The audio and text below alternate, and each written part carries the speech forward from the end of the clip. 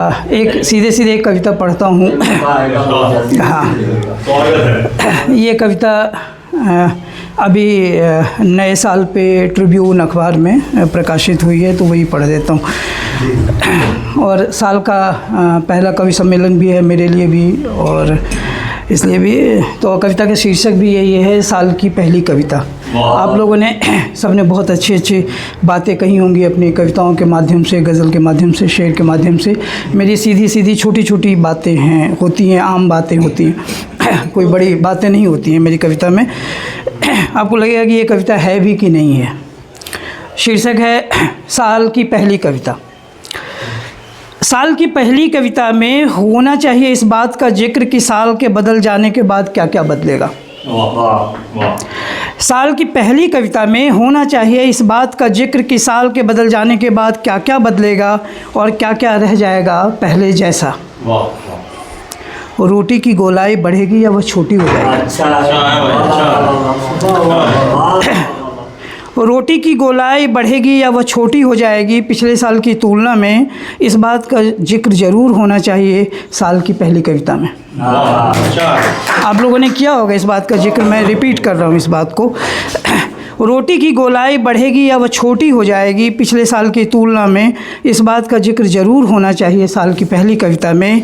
बीते साल में अंधेरा कितना कम हुआ। बीते साल में अंधेरा कितना कम हुआ या कितना बढ़ा।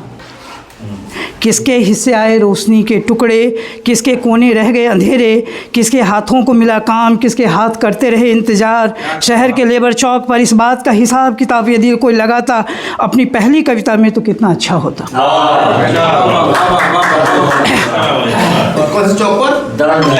लेबर चौक। बीते साल में अंधेरा कितना कम हुआ। बीते साल में अंधेरा कितना कम हुआ या कितना बढ़ा। किसके हिस्से आए रोशनी के टुकड़े, किसके कोने रह गए अंधेरे, कितने हाथों को मिला काम, कितने हाथ रह गए करते इंतज़ार। शहर के लेबर चौक पे इस बात का हिसाब किताब यदि कोई लगाता साल की पहली कविता में तो कितना अच्छा होता। कितने पेड़ कटे, कितने पेड़ कटे, नदियों का जल कितना कम हुआ। कितने पेड़ कटे, नदियों का जल। मेरी कविताएं उदास कर देती हैं तो माफ़ कीजिए। कितने पेड़ कटे, नदियों का जल कितना कम हुआ। मछलियाँ कितनी घटी ऊंचाई पर्वत होने की पात्रता के लिए। कितने पेड़ कटे, नदियों का जल कितना कम हुआ।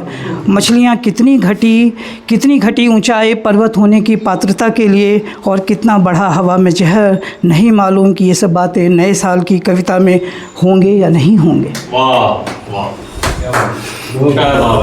किसके साथ भीड़ ने किया इंसाफ। किसके साथ भीड़ ने किया इंसाफ। किसके साथ भीड़ ने किया इंसाफ। किसे भून दिया गया पूछकर धर्म। न्याय की देवी कब रही मौन या न्याय करता रहा बुलडोजर पूरी गर्जना के साथ। क्या होगा इन बातों का जिक्र साल की पहली कविता में। क्या होगा इन बातों का जिक्र साल की पहली कविता। वृक्षों ने की है बिनती उसके तने को मत काटो, उसकी शाखाओं पर कई चिड़ियों के घोंसले हैं। वृक्षों ने की है बिनती उसके तने को मत काटो, उसकी शाखाओं पर अभी हैं कई चिड़ियों के घोंसले। लेकिन कब सुनी गई है विनती वृक्षों की। वृक्षों ने की है विनती उसके तने को मत काटो, उसकी शाखाओं पर अभी हैं कई चिड़ियों के घोंसले। लेकिन कब सुनी गई है विनती वृक्षों की। बच्चों ने की है बिनती उन्हें रहने दो बच्चा। बच्चों ने की है बिनती उन्हें रहने दो बच्चा। भेदभाव से परे, अपेक्षाओं और आकांक्षाओं से परे। लेकिन कब सुनी गई है बच्चों की बिनती। कुओं ने की है बिनती। एक सरकारी आंकड़े हैं कि शायद देश में 70 लाख से अधिक कुएं लोगों ने भर दिए हैं। पहले लोगों के निजी कुएं हुआ करते थे, हाँ पाट दिए। 70 लाख से ज़्यादा ये आंकड़े। कुओं ने की है बिनती उनकी गहराई को मत पाटो, खोल दो उनके सोते, रिसने दो पानी उनके भीतर। लेकिन कब सुनी गई है बिनती कुओं की। मैंने भी की है एक बिनती मत छुड़ा कर जाओ मेरा हाथ, रुक जाओ चौखट पर। लेकिन तुमने कहा नदी कब रुकी है किनारों के लिए। कब सुनी गई है बिनती किनारों की।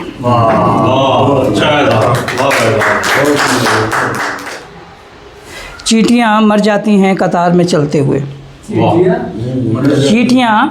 चींटियाँ मर जाती हैं कतार में चलते हुए, डूब जाती है गौरैया चोंच में लिए तिनका नदियों के लहरों में फंसकर।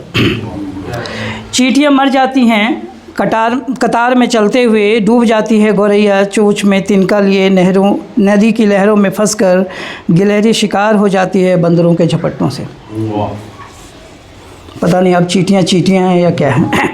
चींटियाँ मर जाती हैं कतार में चलते हुए, डूब जाती है गौरैया चोंच में लिए तिनका नदियों की लहरों में फंसकर, गिलहरी शिकार हो जाती है बंदरों के झपट्टों से। कुचल कर मारा जाता है बेनाम बूढ़ा किसी रेलवे स्टेशन पर धक्का मुक्की में, और हमारे चारों ओर बिछे हुए हैं तमाम लैंडमाइंस फरेब और धोखे के, और इसमें चपेट में आने वाली घटनाओं को कहा जाता है आत्महत्या। हम मारे नहीं जाएंगे कभी, हम मारे नहीं जाएंगे कभी।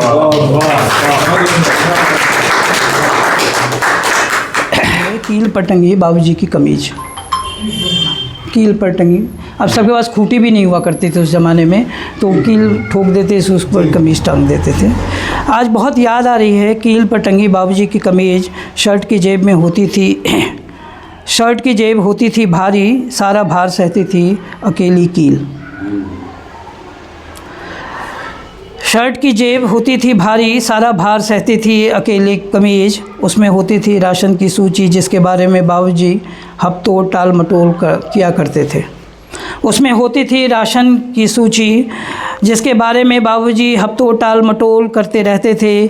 माँ के चीखने चिल्लाने के बाद तरह तरह के बहाने बनाया करते थे बाबूजी। फिर इधर उधर से पैसों का जुगाड़ करने के बाद आता था राशन। कील गवाह थी उन तमाम बहानों का। कील गवाह थी उन तमाम बहानों का भार जो बाबूजी के दिल पर पड़ता था, उसकी गवाह थी कील। बाबूजी की जेब में होती थी दादाजी की चिट्ठी। बाबूजी की जेब में होती थी दादाजी की चिट्ठी में दुआओं के साथ उनकी ज़रूरतों का लेखा जोखा, जिन्हें कभी पूरा कर पाते थे बाबूजी, कभी नहीं। कील सब जानती थी। कील उस दिन बहुत खुश थी जब बाबूजी की जेब में थी मेरे परीक्षा परिणाम की कतरन, जिसे सबके सोने के बाद गर्व से दिखाया था उन्होंने माँ को नींद से जगाकर। कील उस दिन भी खुश थी जिस दिन बाबूजी ने बाँची थी मेरी पहली कविता माँ को फिर से नींद में जगाकर। बाबूजी की जेब में जब भी होती थी डॉक्टर की पर्ची, जांच की रिपोर्ट, उदास हो जाती थी कील माँ से पहले। बाबूजी की जेब में जब होती थी डॉक्टर की पर्ची, जांच की रिपोर्ट, उदास हो जाती थी कील माँ से पहले। ठुकने के बाद सबसे ज़्यादा खुश थी कील जब बाबूजी लाए थे शायद पहली बार माँ के लिए बिछुए अपनी आखिरी तनख्वाह से। आज बाबूजी नहीं हैं, उनकी कमीज भी नहीं है, लेकिन कील है अब भी माँ के दिल में चुभी हुई, हमारे दिल में भी। वे उपजाते हैं नमक, वे नमक के खेत शीर्षक है। ये भी शायद किसी पत्रिका में आजकल में छपी थी। वे उपजाते हैं नमक अपने रिश्ते हाथों पैरों से। वे उपजाते हैं नमक अपने रिश्ते हाथों पैरों से। वे बढ़ाते हैं हमारा स्वाद अपनी गलती हुई चमड़ी और हड्डियों से। वे नमक उपजाते हैं, वे नमक उपजाते हैं। धन्यवाद।